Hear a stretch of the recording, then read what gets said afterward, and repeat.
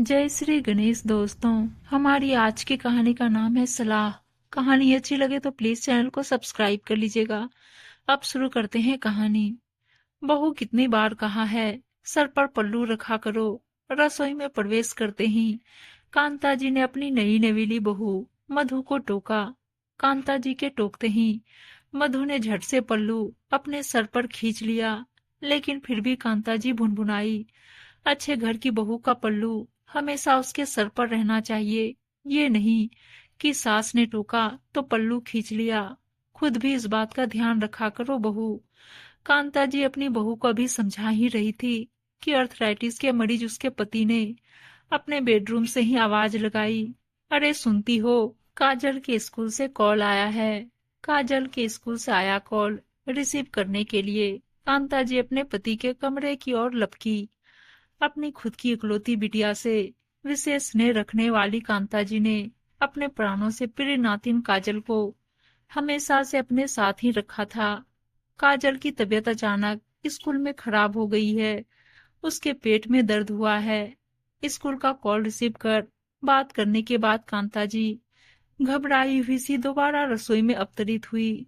काजल के मामा तो दफ्तर के काम से शहर से बाहर गए हैं। अब क्या करे मम्मी जी। अपने ससुर जी के नाश्ते के लिए फुलके बनाती उस घर की बहू मधु भी घबरा गई। वही तो मैं सोच रही हूँ बहू, क्या करूँ। हर एक बीतते पल के साथ कांता जी की घबराहट बढ़ती जा रही थी। अपनी सास की घबराहट देख मधु से रहा नहीं गया। मम्मी जी, आप ऑटो से स्कूल चले जाइए, पापा जी का नाश्ता आज मैं करा दूंगी। हमेशा से सास की सलाह मानने वाली बहू ने परिस्थिति को देखते हुए आज पहली बार अपनी सास को सलाह दी। उतनी दूर मोड़ तक जाकर ऑटो पकड़ना मेरे बस की बात नहीं बहू। तुम तो जानती ही हो, पैदल चलने से मेरी सांस फूलने लगती है और मुझे चक्कर भी आने लगता है। घर में सारी सुविधाएं होते हुए भी कांता जी आज खुद को असहाय महसूस कर रुआंसी हुई जा रही थी। बहू जी, आपको स्कूटी चलाना आता है ना? उस घर की नई नवेली बहू के मुंह से अपने मायके में स्कूटी चलाने की चर्चा कई बार सुन चुकी घरेलू सहायिका माला अपनी मालकिन को दुखी देख खुद को रोक ना सकी। हाँ बहू, तुझे स्कूटी चलाना आता है ना? लगभग 3-4 महीने पहले ही ब्याह कर आई अपनी बहू मधु को सर्वगुण संपन्न बनाने का प्रण ले चुकी सास ने आज पहली बार अपनी बहू में पहले से मौजूद किसी गुण की उससे चर्चा की। जी मम्मी जी। मधु ने थोड़े संकोच के साथ स्वीकृति भाव से सर झुकाए सहमति जताई, लेकिन कांता जी की आंखों में अचानक चमक आ गई। काजल का स्कूल भी तुमने देखा ही है ना बहू? जी मम्मी जी। बहू, तुम ही उसे उसकी स्कूल से ले आओ। शुरुआत से ही एक सख्त सास रही कांता जी आज अचानक अपनी नई नवेली बहू से मनुहार कर बैठी।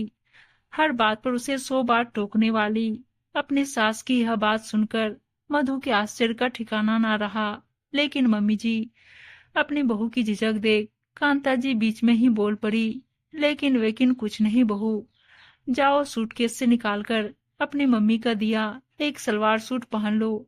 हर वक्त सर पर पल्लू रखे रहने की नसीहत देने वाली अपनी सास की यह सलाह सुनकर मधु के पांव मानो जड़ हो गए।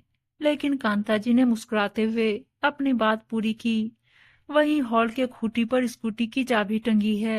यह कहते हुए कांता जी ने आगे बढ़कर मधु के हाथ से गूंथे हुए आटे की लोई ले खुद बेलन संभाल लिया और अचानक कुछ ही पलों में कांता जी को अपनी बहू सर्वगुण संपन्न नजर आने लगी।